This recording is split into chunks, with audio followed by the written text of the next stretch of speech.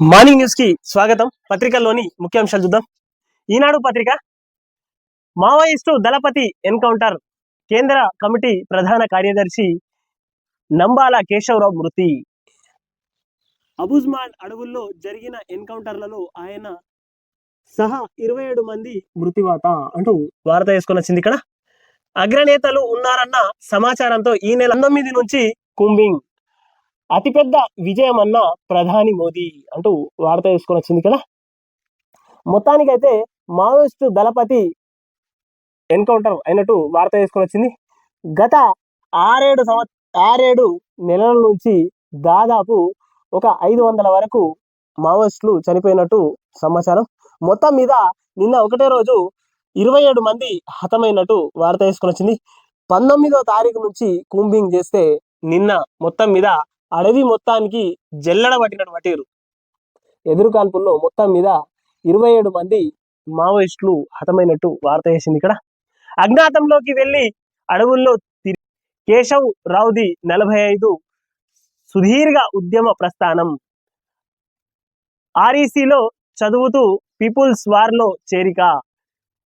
సునిశ్చిత పరిశీలన, దూకుడు స్వభావం, చేరిన సంస్థకే అధిపతిగా ఎదిగిన వైనం అంటూ వార్త తీసుకొని వచ్చింది. ఇక్కడ 8వ పేజీలో వార్త ఇది. బహుముఖ దర్శకుడు రాజీవ్ గాంధీ దేశ సమగ్రతను కాపాడేందుకు ప్రాణాలర్పించారు అంటూ వార్త తీసుకొని వచ్చింది. ఇక్కడ భారత్ ట్రంప్కు లొంగిపోయి యుద్ధం విరమించుకున్నదనే భావం ప్రజల్లో ఉంది. రాజీవ్ సంస్కరణ సభలో ముఖ్యమంత్రి రేవంత్ రెడ్డి అంటూ వార్త తీసుకొని వచ్చింది. ఇక్కడ 24న నీతి ఆయోగ్ సమావేశానికి ముఖ్యమంత్రి రేవంత్ రెడ్డి అంటూ 3వ పేజీలో వార్త ఇది. ప్రధాన కార్యదర్శి హోదాలో హతమైంది కేశవరావు ఒక్కరే. 4.5 శతాబ్దాల విప్లవ ఉద్యమంలో తొలిసారి.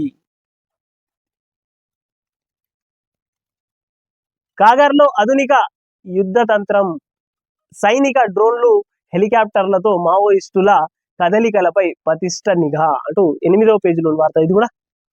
అమెరికాకు శత్రు దుర్భేద్య కవచం, రూపాయలు 15 లక్షల కోట్లతో ఆధునిక క్షిపణి రక్షణ వ్యవస్థ, గోల్డెన్ డ్రోమ్ ప్రాజెక్టులను ప్రకటించిన ట్రంప్ అంటూ వార్త వేసుకొని వచ్చింది. మొత్తం మీద ఇక అంతరిక్షంలోనే యుద్ధాలు, ఉపగ్రహాలదే కీలక భూమిక అని ప్రపంచ రక్షణ పటాన్ని మార్చేయనున్న గోల్డెన్ డ్రోమ్ అంటూ వార్త వేసుకొని వచ్చింది. 11వ పేజీలోని వార్త. ఇక యుద్ధాలు చేయాల్సిన అవసరం లేదు, మొత్తం మీద గాలిలోనే యుద్ధాలు ఉంటాయి అంటూ వార్త ఇది.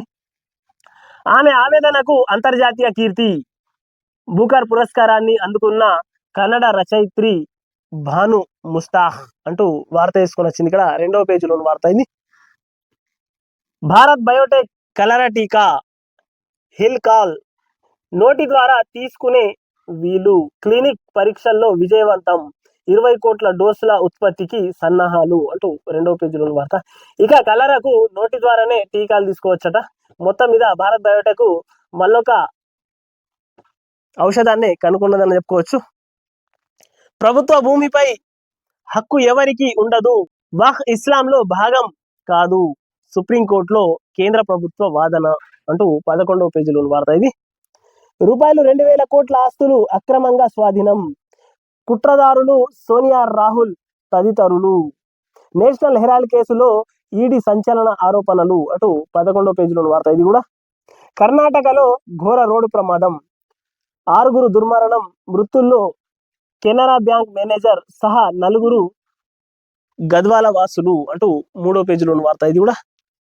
అన్నదాతలకు వానకాటు, కొనుగోలు కేంద్రాలలో తడిసిన ధాన్యం, పిడుగుపాటుకు 4 మృతి, వచ్చే 4 రోజులు వర్షాలు అంటూ 2వ పేజీలో వార్త. మొత్తం మీద రైతన్నకు వాన మొత్తం మీద శాపంగానే మారిందని చెప్పుకోవచ్చు. రైతన్నలు కోసి ఆరబెట్టుకునే సమయానికే మొత్తం మీద వడగండ్ల వాన ఒకవైపు, మళ్ళొక వైపు పిడుగుల వర్షం, ఇంకోవైపు భారీ వర్షాలతో రైతన్న అవస్థలు అష్ట కష్టాల్లో పడిందనే చెప్పుకోవచ్చు. రైతన్నలు కోరుకోమంటారు, ప్రోత్సహించరు అంటూ వార్త వేసుకోవచ్చు. కర్ణాటకలో ఈ ఏడాది నుంచి కోర్ బ్రాంచీల రుసుముల్లో రాయితీ, మన రాష్ట్రంలో మాత్రం ప్రభుత్వ కళాశాలలోనూ తగ్గని ఫీజులు. కేంద్ర ప్రభుత్వ ఉపకార వేతనాలపై ప్రచారం కరువు అటు వార్త తీసుకుని వచ్చింది 2వ పేజీలో వార్త ఇది. K9 టీవీని సబ్స్క్రైబ్ చేయండి, షేర్ చేయండి, కామెంట్లు పెట్టండి.